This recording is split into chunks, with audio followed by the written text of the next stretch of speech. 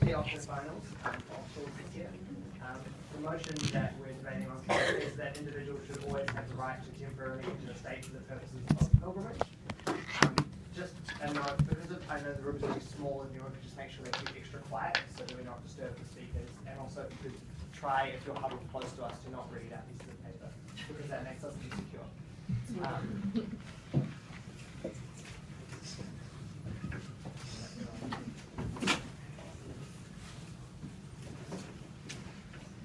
And the team say they're fine with streaming. I know there's people who are shaking. Or sit in front of us if you want. But not I probably could. Sorry. yeah. Like, let's go keep this space. We're gonna keep some of it. Let's go with me.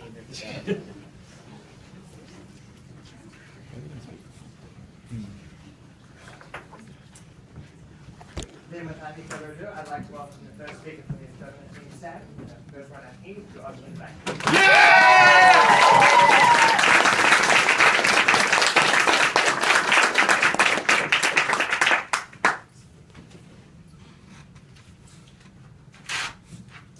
Mr. Speaker, as a Jew living in Australia who's never had the ability to go to Israel before, I personally am exceptionally glad that in 5 weeks' time I'll have the chance to do that, and the chance to explore the deeply religious sites that exist there, such as Jerusalem.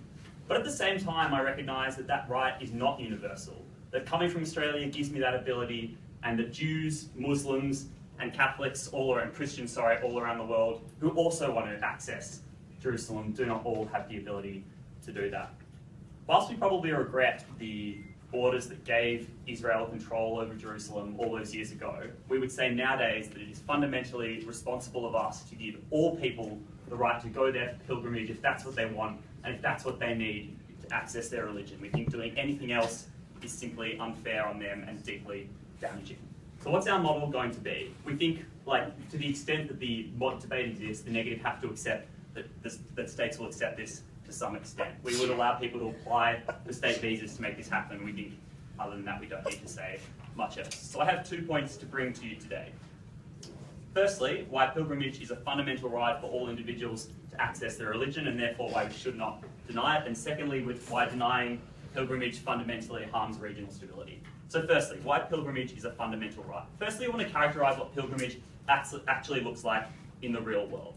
Firstly, recognise that often religion is accessed through a connection to your land. We think that already exists on a very communitarian level. So people go to churches or go to synagogues or go to mosques to access their religion. They don't necessarily do that in their homes in the same way because they feel as soon as that site is there, it's important to them. But secondly, importantly in that, we see that often sites have to be consecrated to make that happen. You can't just go to a place and call it a synagogue and necessarily expect to receive the same kind of connection there. We think the fact that that consecration exists shows that religions have a unique connection with the land in a way that is particularly important to them. We think that's exactly the same in the same way we recognise land rights for Indigenous people, because we accept that in order for them to access their culture and access their history, it's important for them to do that. So we think religion already has an access to the land. We think pilgrimage is part of that. But secondly, we would say that reliving past connections allows you to connect with that better. So when you go on a walk as a Christian and follow the Stations of the Cross, I think that allows you to understand and feel what Jesus felt as he walked through that. I think that's particularly important for you in understanding what people who've pioneered your religion have done in the past. Thirdly, we would say it very importantly connects you to a sense of community, because often pilgrimage is not just done on your own, but it's done as a group of larger people. And that's a very important thing to recognise in this debate, especially for Muslims living in a nation where they're not necessarily surrounded by many other Muslims. It might be very important for them to be able to feel that connection when they walk around or do that pilgrimage with people from their religion. Fourthly, we would say that doctrines of certain religions actually rely on performing that pilgrimage. So you may not be able to access your religion to the same extent. You might not be seen as good a Muslim if you do not perform that pilgrimage to Mecca. We think that is important. Finally, we would say that pilgrimage is fundamentally different from simple visitation. This debate is not about someone choosing to go to Jerusalem because they just want to see the sights and have fun there. This is about someone who applies to a state and says, I need to do this in order to access my religion. If people want to lie about that, that's fine for them, but we think that is what this debate is about, and that's important to recognise. So therefore, given that characterisation, why is it harmful to ban entry for these people?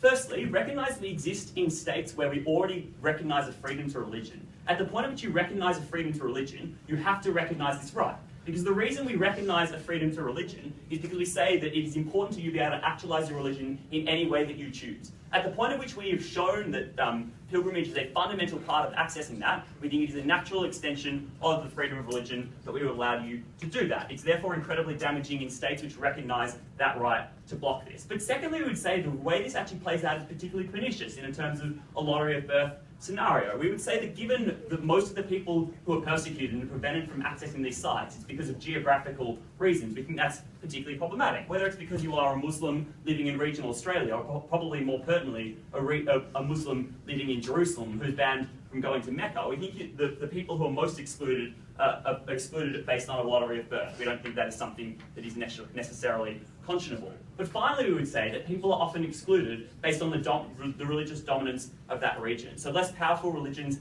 tend to get locked out in particularly damaging ways. Finally, we would say, and this leads nicely into my second point, that it plays into religious conflicts in particularly damaging ways. Because it's no longer seen as Israel blocking your access to that site, it's seen as Jews blocking your access to that site, or it's seen as Muslims blocking your access to that site. And I'll deal with that in 1 second.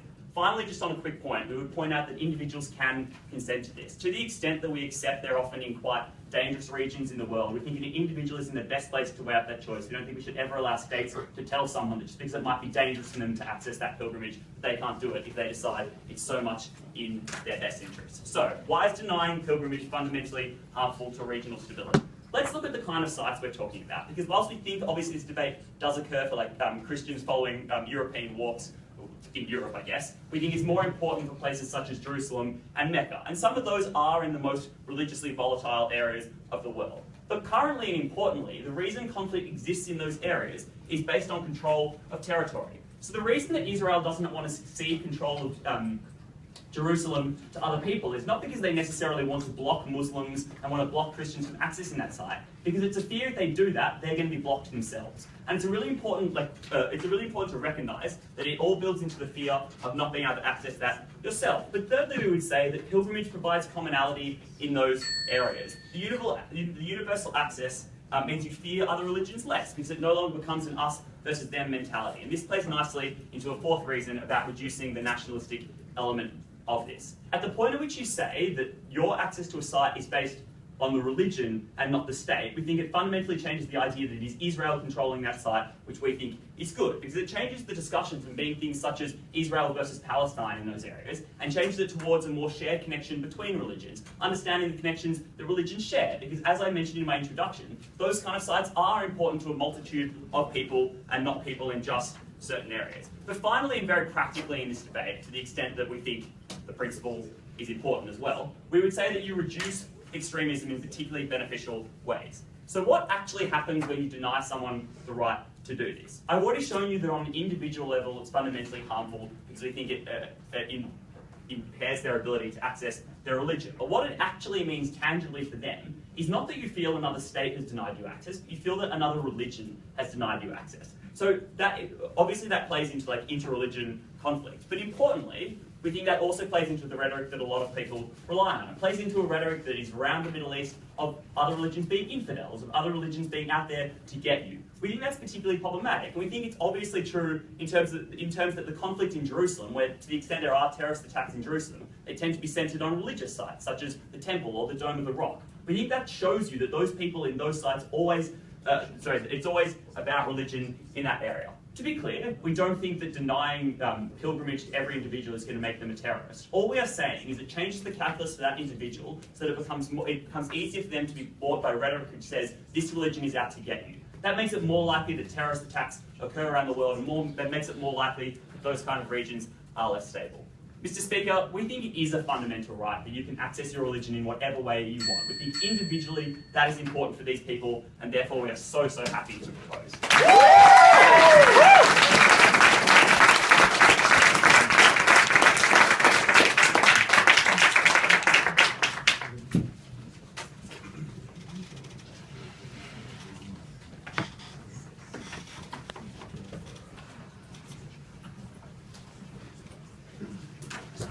Thanks for the speech. Now I'd like to welcome Sam for the first pronunciation of the case of the negative.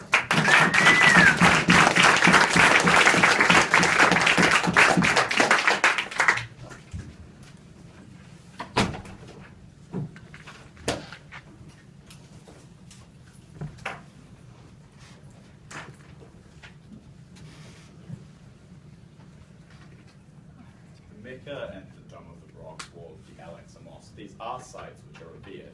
The problem with using words like revered, though, is that you elevate these experiences above all other experiences. In doing so, you perpetuate the idea that pilgrimage is something that is necessary. And that's something which has led to the deaths of hundreds of people recently in Saudi Arabia. When you allow people into regions where people actively hate each other, this is a policy which means that Palestinians have to allow Israelis into their land simply because Israelis say that there's a certain religious experience which is so much more important than any other.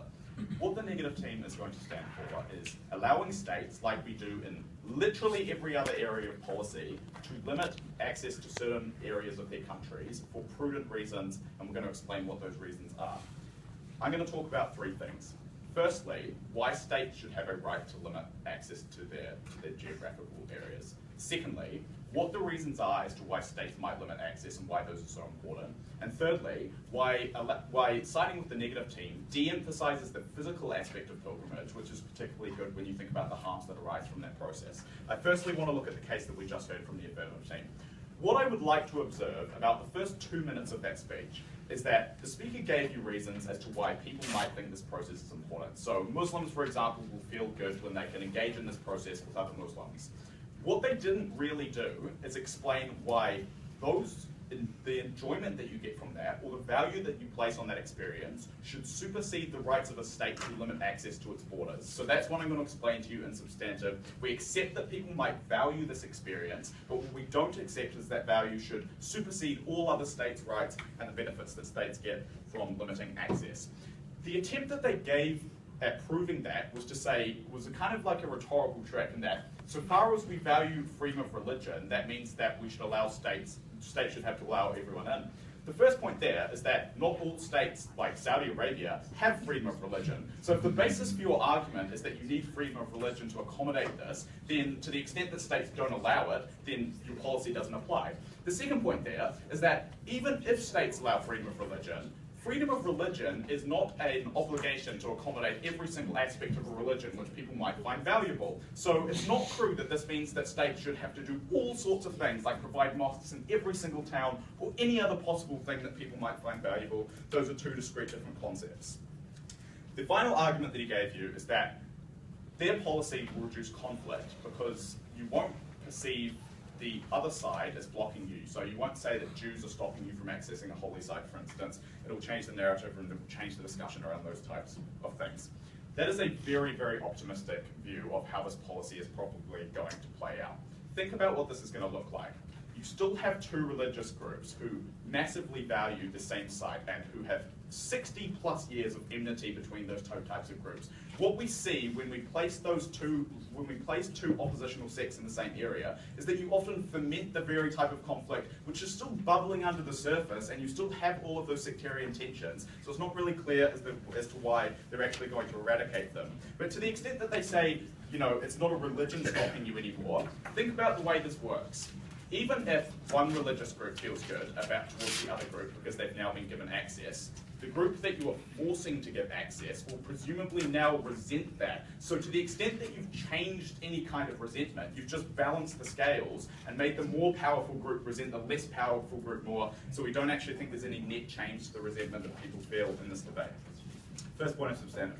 Why is there no fundamental right on states to grant this kind of obligation? The first thing to do here is really to question the value of pilgrimage. Now, we accept that it is a valuable process for people. What we do question is whether it is so fundamental to the extent that it should override every single other right that a state has. The first thing to observe specifically about pilgrimage is that in the Quran, or if we're talking about any other religion, these things generally aren't obligatory, right? It's something that people say you should do, but to the extent you live in another country, the religion doesn't punish you for that. So to the extent that we think pilgrimage is important, recognize already that religions themselves don't say that is an obligatory thing for people to do. The other thing to observe about pilgrimage is that part of the reason that pilgrimage is seen as so important is largely because it's a visual phenomenon. So to the extent that millions of other Muslims are engaging in pilgrimage, that makes it naturally seem like something that people feel obliged to do, even if that doesn't necessarily emanate from any specific piece of scripture or any specific piece of religious obligation. The importance of that is that to the extent pilgrimage is important, it is not important enough to override states' rights. And the reason for that is that when we think about what they are asking of states here, is that they are asking states, even if they themselves are nominally secular, to say that an external religion in many cases is more important than the rights of those states to regulate their borders and to take into account any other considerations which they might think is important in deciding that the value and the sanctity of their borders should be alternate. So think about what this actually means. Take a country like Turkey. Turkey is nominally secular. What they would be asking is for countries that could be nominally secular, democratically decided that religion ought play no part in the apparatus of the state, is that they should decide that an external religion, which they did not democratically agree to, should somehow abrogate the right of that state to defend their borders.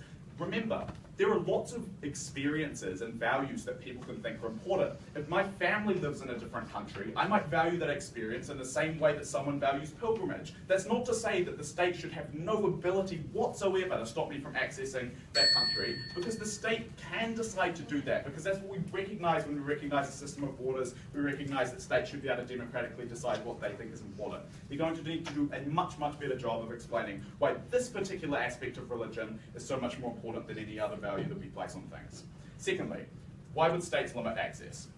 The first most obvious observation is that safety is a huge concern in many of these areas. So take the Mecca, for instance. Hundreds of people died there recently when Saudi Arabia was unable to control the extent to which people were going to the Mecca and the holy sites in that country. So they can't just say, well, we'd like more safety, because when you have millions of people going to a certain area and trying to reach one point or on one journey, that naturally lends itself to people dying. We don't think that's something that we should stand for in this debate. That also, incidentally, leads to things like the site itself being risked. So to the extent that we think we should revere these sites, there are actually genuine risks to the sanctity of these sites.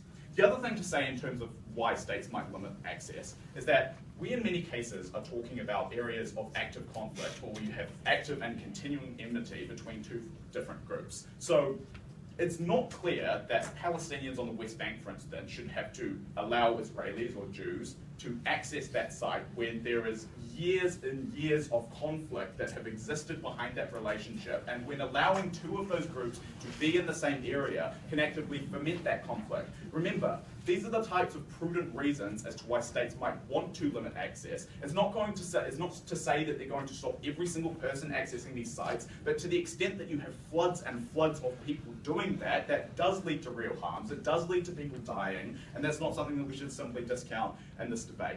The final thing to say here is that there can also be concerns around terrorism, right? So Saudi Arabia allowing millions of people in, particularly when ISIS has already attacked areas in Saudi Arabia, already detonated bombs in that country. Those are the types of concerns that states should be able to take into account. States want to protect people's rights. They have an obligation to protect their borders, to protect the things that they think are important, and pilgrimage is not necessarily something which should override all of those concerns.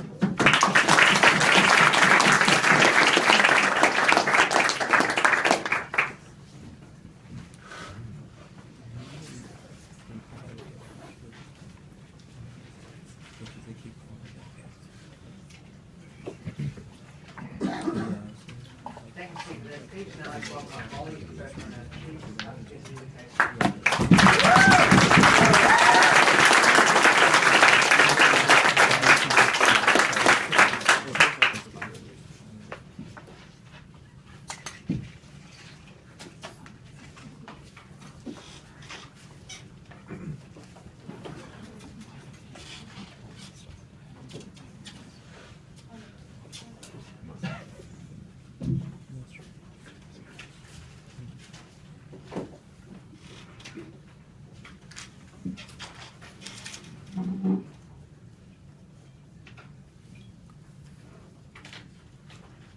Mr. Speaker, we thought the biggest problem with the first negative speech was this implicit notion that to be secular was to necessarily deny religion. What we thought on our side of the house was that true secular values and true moderate values came through when you allowed a multiplicity of religious ideologies to flourish within your borders. We thought that was really important when it came to things like moderating conflict. But we also thought that even if you were a religious or theocratic state, if we applied a veil of ignorance analysis, we thought those states would similarly consent to this model whereby, like, we thought a lot of the denying of access that happened under the status quo was based on a fear that another religion would then deny access to you. We thought that, like, under a veil of ignorance analysis, most theocratic states would similarly consent to allowing other nations, like, or other religions to access religious sites within their borders if it meant access on the other hand as well. We thought that reciprocity was really important in this debate. 3 questions in my speech. Why were we happy to limit states' rights? What's the significance of pilgrimage? Why can people consent to it? And then finally, I'm going to look at narratives, like pilgrimage as narratives of inclusion, and like tie that back into some of Sam's material about how we moderate extremism on our side of the house. So firstly, why were we happy to limit states' rights? Because this was like the biggest contention of the first negative speaker, that it was an unfair or undue influence on states' autonomy over their borders. First thing we'd say is that often these sites existed in and of themselves on contested or even actively stolen ground. That was pretty important. We thought that a site like Jerusalem, as much as Israel has like technical ownership of it under the status quo, we think that equally Palestinian Muslim people probably have some legitimacy in claiming ownership of that site. At the point that ownership became so significant because it denied religious freedom, we thought that contest was a lot more heated. But secondly, we thought that, like, on a principled level, they did have the legitimacy to access that site. Second thing to say, we thought at the point, like, at the extent that that land did belong within a certain border, it had often been granted on a like implicit condition of custodianship, right? We don't think that Arab nations would necessarily respect Saudi Arabia's ownership of of Mecca as being like prima facie legitimate if it weren't for some implicit notion that there was a like mutual consent to allow people to access it. So we thought that that was like often an implicit condition of the ownership of that land. But thirdly, even if none of that was true, we thought that we recognised a like natural right to override states' autonomy when human lives were being meaningfully harmed. We told you that happened on 2 levels on our side of the house. That was in terms of people's religious actualisation that was could be quite devastating, but secondly, we thought it was in the case of the literal physical harm that came when disputes were fought over these sites. So looking at this idea of what about secular states like Turkey, I mostly dealt with this in my introduction, but we didn't think the principle of secularity was one, I don't know if that's a word, but like a principle of secularism or secularity was about denying access to religion. It was about a multiplicity of religions being able to flourish within your borders. We thought that that shouldn't be seen as a threat to a like secular state if you're allowing people in on like temporary visas for a pilgrimage. So what was the significance of this pilgrimage that Sam brought you, and what was the response that we got? What we told you was that pilgrimage was particularly significant to religious people on 4 levels. The first was on a situational level. Sam told you that like particular consecrated sites had particular value too. We think that having that sort of physical, spatial access to your religion was really important to a bunch of people. Second thing we said was that it had historical and doctrinal significance. So like insofar as maybe the Quran doesn't tell you you have to go to Mecca, it strongly implies that doing so will increase your connection to your religion. We thought that that was important. We thought it conferred some sort of implicit obligation upon a lot of people. Thirdly, we told you it had like huge ritualistic significance. That is a lot of religions really flourished on this idea of a journey narrative, that your religion and your religious identity was a process that evolved over time and a journey that you undertook. We thought that at the point a lot of these pilgrimages involved literal journeying around significant sites, that was like true, and that journey was particularly important to people. But fourthly, we told you it had huge communal benefits to you as a religious person, because if you did live in a region where you are a minority religious person, you might not have access to the mosque for the exact same reason that James told you, but if you could access a site like Mecca, you were suddenly going to be surrounded by your peers in a way that you never had. We thought that fundamentally changed the way you interacted with your religion in a really powerful way. But importantly, we thought that pilgrimage was one of the only options that allowed you to access those 4 facets of your religious identity simultaneously. And we thought that was particularly true for the least powerful people they wanted to talk about. So that was the person who didn't have access to a mosque in their city but wanted to connect with Islam. We thought it was the only, one of the only ways they'd ever be able to do it on such a powerful level. So what that meant for us was at the point we recognised freedom of religion, we necessarily had to extend it to that right. The best response we got from James was that because it was so significant, that significance was coercive. The first claim he made was because it overblew the significance of pilgrimage, but like at the point we told you it just was so significant we didn't think it did. But the second thing he told you is it put some coercive pressure on individuals to put themselves at risk. We would say that there's coercive pressure to put themselves at risk, like when it comes to traveling or living your life all the time. Like lots of my friends might say, going to North Korea is really cool to get to see that. Like we still respect my right to consent to doing that. Like we think that people consent to risks when they travel all the time. At the point the benefits to their religious actualization were so high, we thought that that was broadly a good thing. Okay, looking at the idea of the narrative of inclusion that pilgrimage creates. First factor is commonality. We think that pilgrimage is a facet that exists across lots of different world religions. Sam pointed to you at sites like Jerusalem that have combined significance for Islam, Christianity, and Judaism. What we say is that at the point you are undertaking a pilgrimage to Jerusalem as a Catholic person, if you see like Jewish people, if you see Muslim people practicing a similar pilgrimage and being similarly respectful of that site, we think that creates a hugely powerful optic to you, where you see that on an individual level these people are peaceful, these people can get along. We think that that's really important. But secondly, within on an intra-religion level, we think that pilgrimage has significance in being one of the most inclusive mechanisms of religious practice. We would say, as a Muslim woman, you don't have access to a lot of significant religious practice. What you do have access to is pilgrimage to Mecca. We think that that's really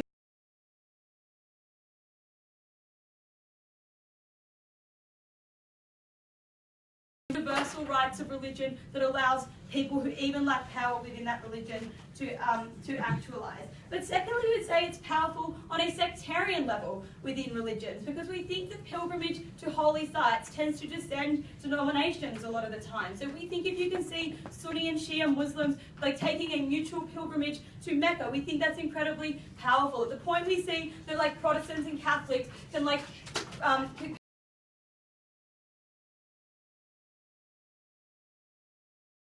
note that that also makes it a really powerful unifying force, because at the point you get denominational cooperation, you promote a message of tolerance. We think that that makes you less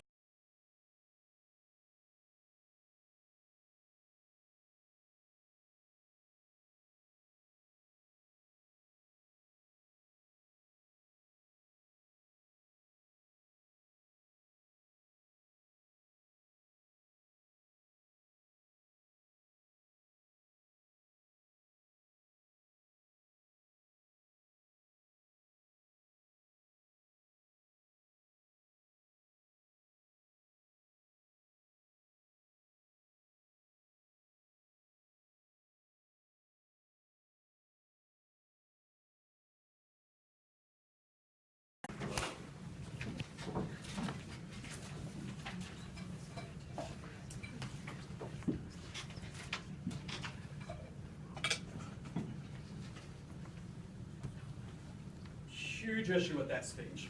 It is that when you lift the veil of ignorance from the eyes of Saudi Arabia, the safety concerns that we outlined at first speaker still exist.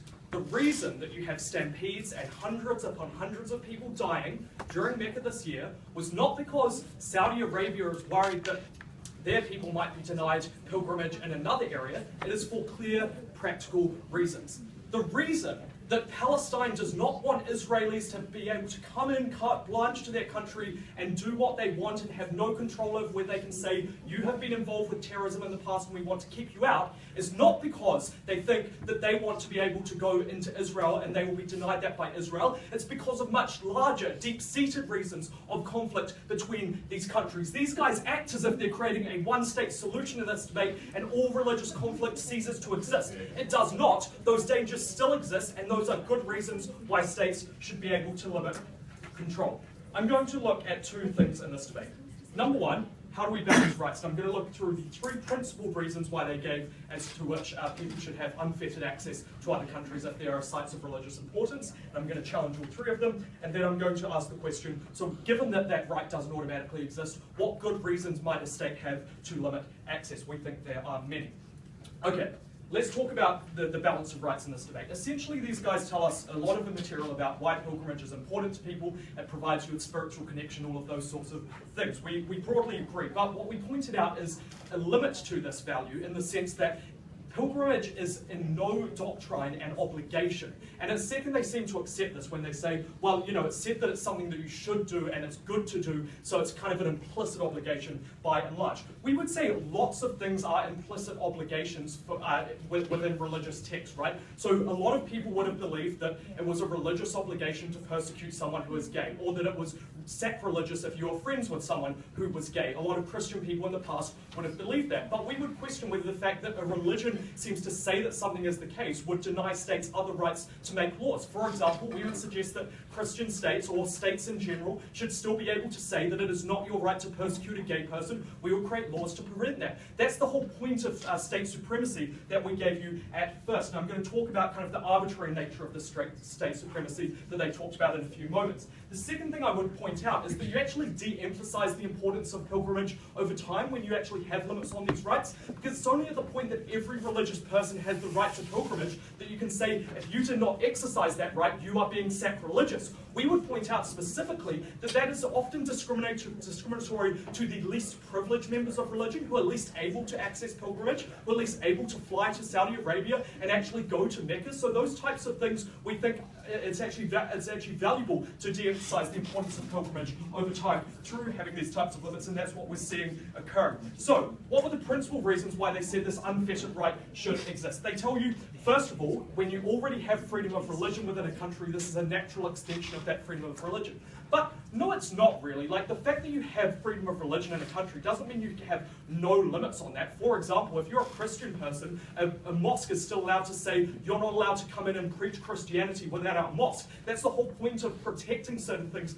to ensure that that freedom of religion and people who are particularly important within your state aren't denied their freedom of religion because of, for example, safety concerns or the religious preachings of other individuals. But we would also suggest it's just false in this debate to say that every state affords freedom of religion and this is a natural extension of that. Saudi Arabia does not, and we think it's a state's right not to be secular in this debate. We think it is totally legitimate for a state to say, we are a Sunni state. We will not allow Christian people, for example, to come and live in our state. And we don't see why the fact that you're allowed to say you can't live in our state means why that same right should be overridden just because pilgrimage is slightly more important. We pointed out a lot of things are important to individuals that aren't pilgrimage, right? So, for example, just going and like if your ancestors lived in a particular country and you feel that you have a much greater spiritual connection to your past, that doesn't give you an automatic right to access that state. We would say that states still have rights to place concerns over danger and practicality over these types of things that might be important to individuals. The next principal reason they give us is the lottery of birth, right? So it's arbitrary that particular religious sites exist within particular countries. But again, we would suggest lots of things are arbitrary, and just because there's some religious value doesn't override that. For example, it's arbitrary that certain pieces of religious artwork ended up within particular countries. That doesn't mean you have an obligation to rotate that artwork around every country where that artwork might have religious significance. We think it's totally legitimate for you to say we're going to limit access to these types of things, even when they have religious importance. Next, they tell us, look, but the important thing to understand is often these sites exist on contested grounds and no one has a particular right to that. But the problem here is they're not being value neutral, right? So they're acting as though saying that Palestinians can go into Israel is like a value neutral solution. But that denies an existing right that Israel has, which actually undermines their position. So we don't think that their position there is any more morally righteous than a position which allows states to implement the rights that they have. Removal of rights is the same as exercising of state rights, and we would suggest that neither of those is value neutral. They've given us no reasons to prefer the former. The final thing they told us is that, look, individuals, and this builds into some of the practicality reasons I'm going to get into in a couple of moments, but they tell us, look, to the extent that there is danger, and this was in the first speaker's speech, we got no response to the practicalities in the second, they tell us individuals can weigh up those dangers. But the problem there is that your presence and the presence of you and hundreds of thousands of other people can impose dangers upon other people, which mean that they are no longer able to weigh that up, or to the extent they do weigh that up, they can't actually partake in that pilgrimage. At that point, you're, through allowing unfettered access, denying other people the ability or the right to go to that area, which by their logic is religiously outrageous and something that can never be accepted. So to the extent that practicality reasons mean that some people can't access particular sites of religious significance for practical reasons, we would say that states have a right to assess who's going to be more denied as a result of allowing unfettered access and placing limits there. So what are those types of reasons? We told you that purely because of numbers often that you need to place limits on access to particular areas. We pointed to the examples of stampedes in Saudi Arabia. Absolutely no response from that side of the house. Next, to the extent that there is particular conflict in particular years, on those years you should be able to limit access more than you might on other years. If your country feels a sense of danger as a result of the presence of people from other countries or the actions of other governments, for example, Palestinians feeling in danger because of the actions of the Israeli government in persecuting their people, you should be able to say we're not going to allow unfettered access. If, for example, you're Saudi Arabia and ISIS has told you we want to attack your country, and indeed they have done that in the past, you should be able to say we're going to do background checks, and if people are connected to terrorists, for example, we will not allow those people to come into our country. No response to all of those very real concerns that countries might have about allowing unfettered access of people to their country. The only real response we get is that, well, the reason that these countries deny access is simply because they are denied access by other countries. As I pointed out in my introduction, that is simply not true, right? So Saudi Arabia has control over the greatest religious site within their country, and the reason they deny some people access to that particular site isn't because, like, oh, you know, we're denied access to all these other amazing sites which we actually value more than Mecca. We would suggest the reason that they do that is because they place great value on Mecca, and they think allowing anyone in there sometimes would lead to religious harassment or something like that, for example, and it would lead to concerns over safety and danger, which might harm their own people's ability to access that particular site. Ultimately, because they don't actually provide the value-neutral, peaceful solution that they think they did in this debate, we are proud to stand behind the status quo. Thank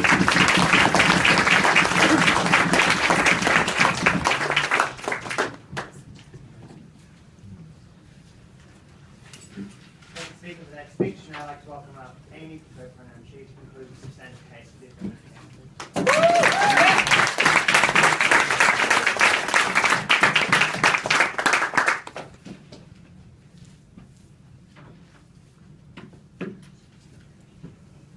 States should value whether or not what their actions do will create more terrorism or less terrorism. We agree with that on our side of the house. But what did we tell you that they completely ignored? We told you that you create more terrorism and you create greater risk when you deny people access to those type of sites. That you create more tensions when you say to Palestinians that they cannot come to Jerusalem, when you say to people that they can't access their holy land, because that was the reason they wanted to get into that land in the first place, right? So when you broadly gave them that right to come into that country and to do their religious pilgrimage, they were much less likely to do those sorts of terrorist attacks in the first place. So we got much less types of terrorism on our side of the house. It was also ridiculous to say that terrorists can't get in other ways anyway. Like that existed on their side of the house as well. We see that all the time. We thought because we reduced that type of terrorism, because we said to people that this was a universal space and you could actually all access your religion, it was much better and you got much better rhetoric there because you created a commonality.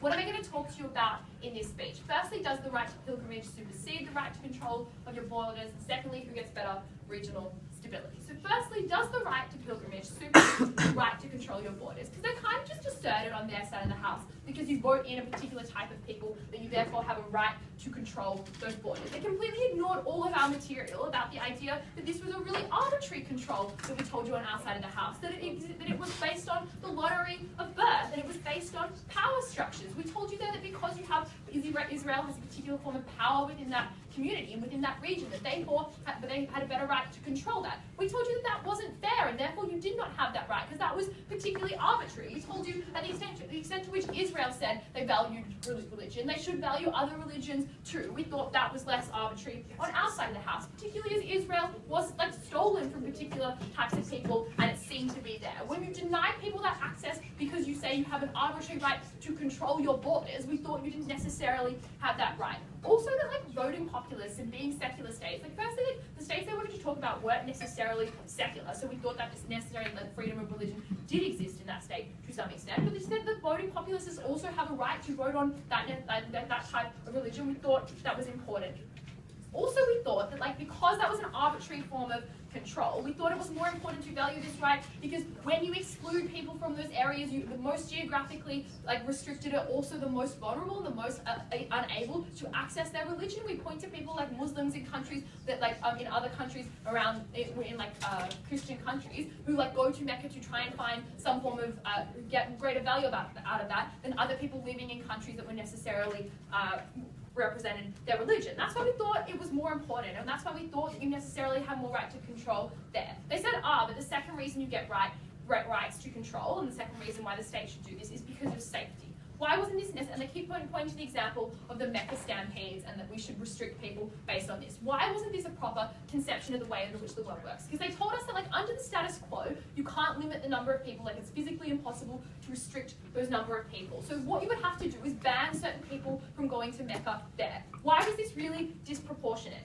Because firstly, we gave you a number of reasons of why this was really important. We told you the connection to your history that existed with Mecca. It was really unfair for a state to say you can't go because you might be like run over in a stampede. We told you the connection with your land, which exists because those sites were consecrated, because that journey was really, really important to you, and because you got that sense of community by going with everyone else on that journey. We told you that there is a doctrine of obligation, which they said denied and said, but the Quran doesn't necessarily say that. We think that like most religions do have a sense of obligation, and that was really ridiculous of them to say that. But secondly, that there's like a community obligation to go on those type of trips, and for them to deny that is also really ridiculous. We also told you that the reason that we said by this, and the reason it was really important, is because these were the most like inclusive forms of that religion. The fact that women could go to Mecca, the fact that you could have that, meant that this was the way in which you could feel most included. So to say that you could ban people because they might have a right to be stampeded, or like they may be stampeded, was really ridiculous because the people you would I don't even know,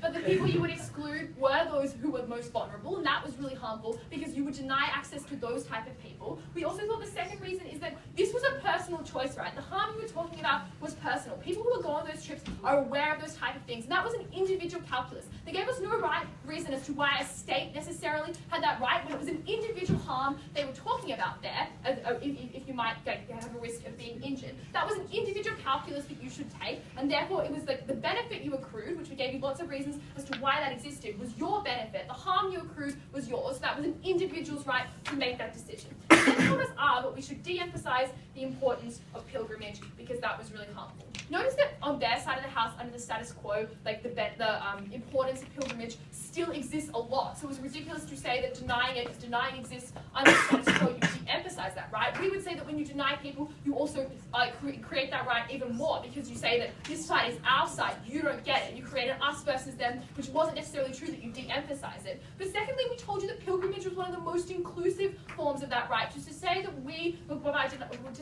on our side of the house mean that like the less able people are able to do it. Like to the extent that yes, you don't have, like some people with less money may have like be harder to go to Jerusalem. We thought that like yes, if you lived in that area and you have an ability to, it was one of the most inclusive. But also it was ridiculous to say that because some people aren't able to do that trip, that you should deny other people that trip. That's like saying, we can't give all indigenous people back their land. We shouldn't give some of them back their land. We thought that was a ridiculous form of argumentation there. Also, when they said, but we wouldn't ban everyone, it was just a ban to limit some people, that conceded their principle that they didn't think there was any right to do a pilgrimage in the first place. We thought that wasn't fair. But also to the extent that you limit, we think you limit in really harmful ways. We thought that was bad. So who better regulates regional stability? They told us, that you have a right to regulate terrorism. Firstly, we thought that to the extent that you as a religion see that site as a religiously pilgrimage site, a site of religious pilgrimage, we thought that you would see that as a sacred thing. So if you were getting a visa on the basis of pilgrimage, even if you were in conflict with that nation, there would be some form of obligation not to commit some form of attack and not to use that as a guise for terrorism, because you saw that site as sacred, and to the extent that the state was allowing you to do this, we thought that would be less people would want to commit terrorist attacks under the guise of pilgrimage, because that was some form of harm on their religion. So we thought you would actually have less terrorism. But we also thought that even if we thought that you created more terrorism, and we told you this down the bench, when you necessarily remove that nationalism and remove that extremism from that site. Because when you say that Jerusalem is not a site of Israel, it's a site of everyone who sees some form of religious connection, you remove that nationalistic message. You say that this isn't a site that necessarily controlled by one land, and it can be universal in that. We also thought that the reason that people in terrorism, the reason that terrorism exists over those sites is because they see that as a site of religious pilgrimages. So when you grant them that right, they're much less likely to commit those attacks. It occurred when you denied people that basis. But we also told you, and we got no response to this, that it creates a form of commonality, right? We told you that pilgrimage is a unifying tool because it is common to those religions, because you see that they use that in the same way. You see that they also see that space as sacred, right? Because people who are coming in, the majority of people who come in to do this type of pilgrimages, see those sites as sacred, so respect them in the same way you do. That means that you didn't necessarily got these huge tensions that they wanted to say. What you got was people using the site respectfully in the same way. You got more harms when you denied people the right to enter these things. It was arbitrary to say that you had a right to control borders, particularly when the sites we were talking about were really contested. That's why we were so proud to propose.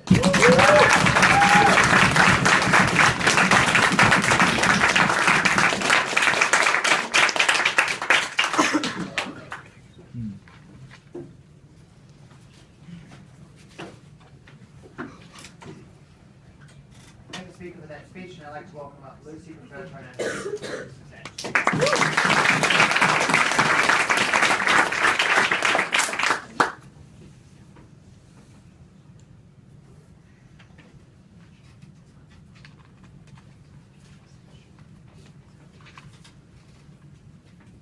Ladies and gentlemen, what we told you was that there are legitimate reasons why a state might want to stop somebody from coming into their borders.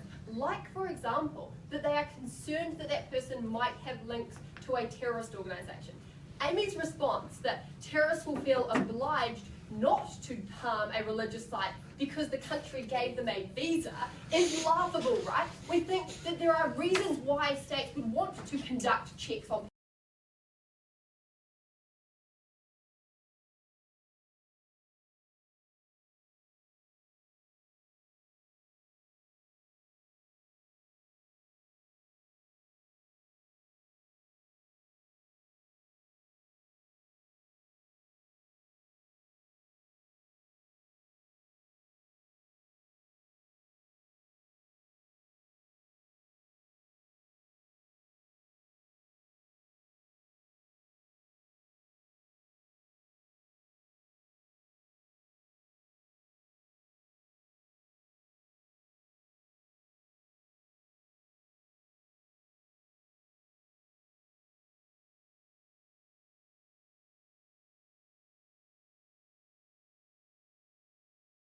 make a pilgrimage to Mecca in order to be a good Muslim. That is something that is suggested, but not like an obligation.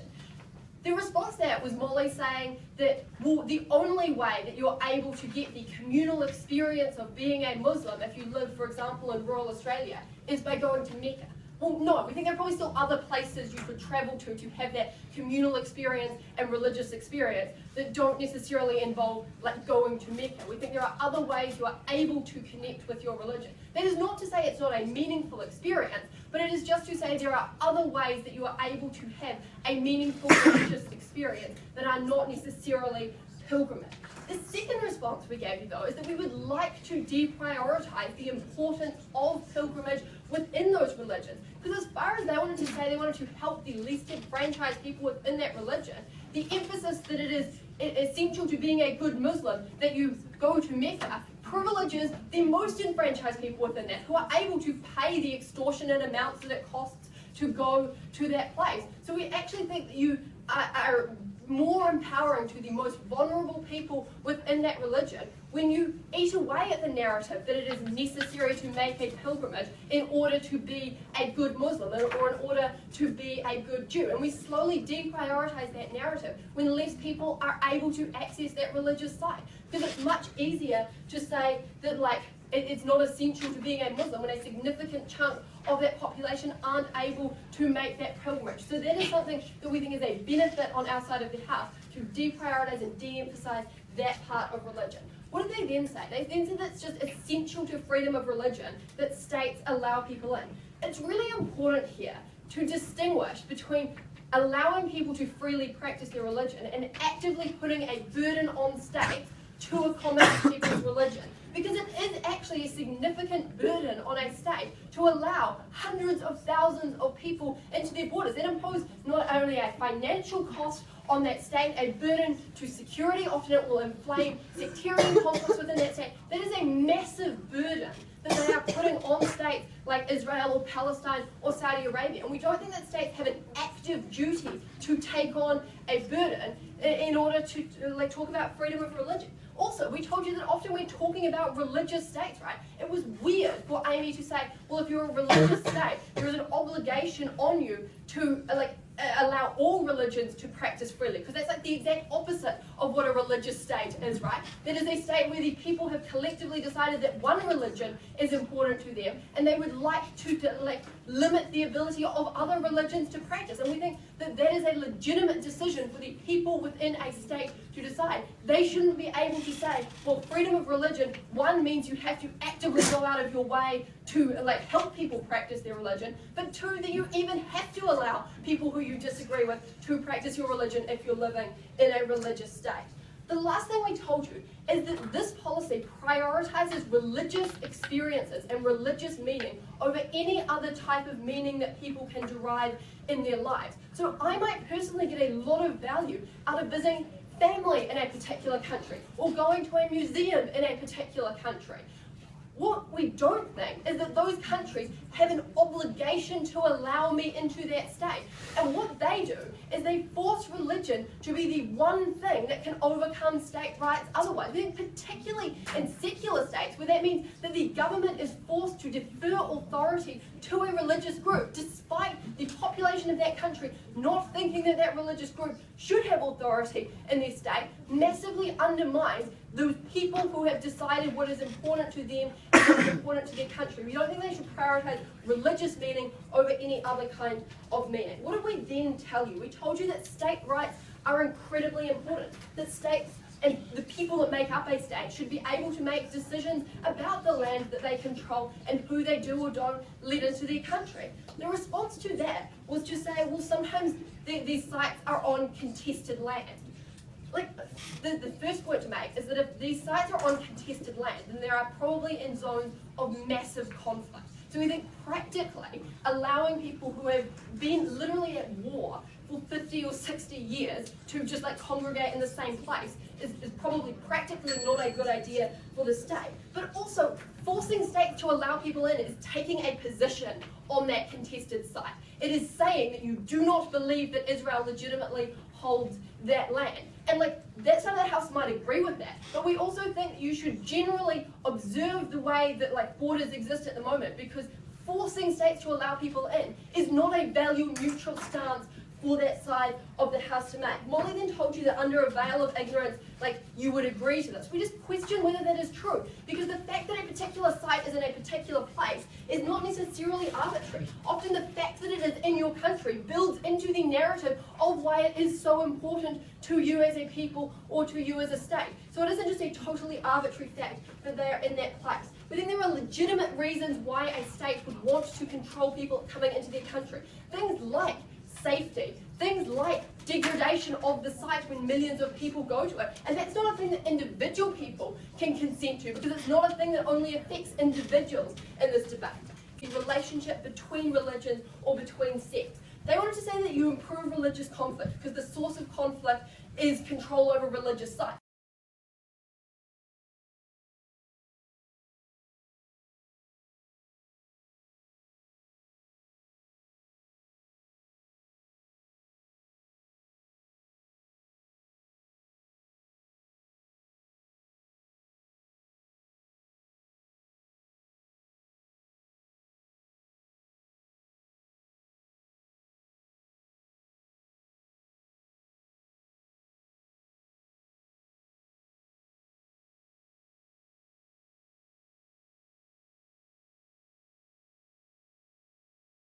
like the Jews are blocking your access to this thing, also works in the converse, right? Because it massively inflames Orthodox Jewish rhetoric that they have no control over their destiny or no control over their religious sites. We think that forcing people to integrate and to like coexist at sites that have fundamentally different meaning to them inflames religious conflict in the most volatile areas of the world. Mr. and Madam Speaker, we think that it is incredibly important that states be able to preserve control over important religious sites to them.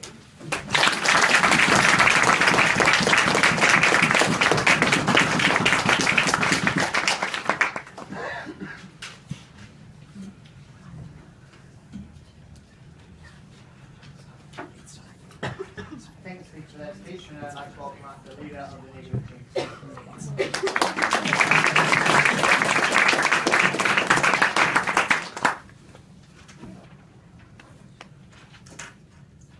If we applied Molly's veil of ignorance, or we always accepted the lottery of birth, thank God we got that argument this tournament, it's the first time I've heard it, we would have a vastly, vastly different world to the one we have right now, where we would not have borders.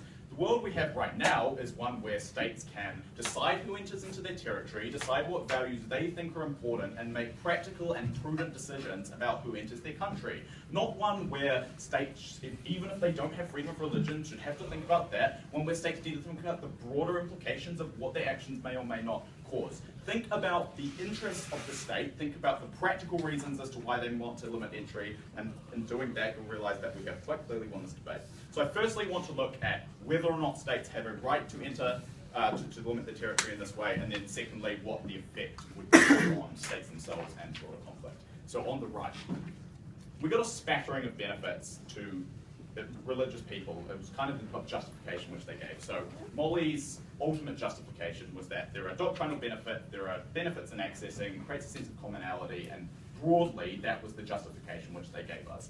The problem with that is that what we told you, and what we never really heard a response to, is that there are lots of experiences which people value. Keep in mind that they never told us, in response to what we told you specifically about pilgrimage, as to why this particular experience, which was not an obligation, which they never responded to, was so much more important than any other experience which people might place value on, but nonetheless that states could place limits on people experiencing. Those were all types of experiences which people could have, and those weren't ones that they came back to us on. What they did try and say in terms of this is a few things. They said, firstly, given that this is an experience which can privilege vulnerable people, right? So people at the Arab world can get a benefit from doing this. The problem with that is that granting this access, you're also discriminating against people who don't live in that region. So that's not really a justification as to why people specifically should be able to access states which they would not otherwise have access to. The other thing they said is that, well, it's a lottery of birth as to where these sites are located in the first place. The problem with that is that James told you a second, is that there are lots of religious elements which might exist in different countries which people equally might garner value from. The problem with that, again, is that we don't allow people to just go into states willy-nilly because of the fact that we recognise that states' rights are so much more fundamental than their rights to say, I value a certain element of religion, and that should necessarily outweigh the right of a state to limit my access to that place. The end of this point is important because even if you think that there are effects on broader terrorism or broader relationships between groups, to the extent that states are supreme and should have the right to think about what they think is important, then this point alone is enough to stop any practical effects from weighing in the impact of this debate. But secondly, let's examine what those practical impacts were. Because we gave you broad concerns that states have, like Saudi Arabia, around safety, around the causes of terrorism, around harming sites, and those were reason enough for states to be able to cap access. Remember, this wasn't a case of states just barring everybody from going in, right? It's about making practical calculations about what might be too much for your country to bear. What they said to this, the only response we got was, well, that happens right now. The point here is that, to the extent it happens right now, it would be worse if states couldn't cap entry, and that was enough to stop that argument. The crux of their case was that it creates commonality because now you don't see the other religion as stopping you from accessing that site. Just remember, there is so much enmity between the types of religions and the types of peoples we are talking about in this group. So Israelis, in the eyes of the Palestinians, literally stole their land. So just granting them access to a particular site is not going to assuage those concerns or those ill feelings in any meaningful way. But also, the process and the way they're using these sites is also different, which creates the type of conflict which I talked about at first, and which we never really got a response to. So those tensions tend to flare up at those very sites, per all of the reasons and all of the past conflict that we have in this debate. We oppose.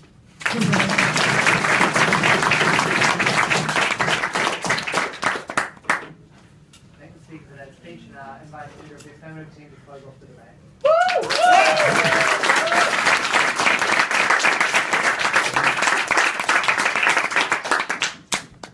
Mr. Speaker, remember that Jerusalem was an important site for Judaism, Islam and Christianity, accounting for a massive percentage of the world's people. The world of the negative team was one in which they arbitrarily prioritised just Jews in this situation, and that was something we found abhorrent. Because at the point at which Jerusalem was arbitrarily given to the Israeli state 50 years ago, we thought it was equally arbitrary to deny Muslims and Christians the ability to practice their religion on those sites. But note further that at the point you did that, you massively increased religious tension in a way that made any conflicts in those situations worse. And that was fundamentally why we proposed in this debate. Two questions. How did we balance state rights against those of the individual? And finally, who reduced the incentive to commit acts of terrorism and reduce conflicts in those areas to the greatest extent? So how did we balance the state rights against those of individuals? All the way down the bench, we told you there are incredibly individual reasons why you would want to be a pilgrim. Importantly, we told you it was one of the only experiences that allowed you to access all facets of your religion simultaneously. So at the point of the negative team wanting to tell us that it was equal to all other things, the fact that they couldn't point to any other religious experience which did that, that was particularly problematic for them.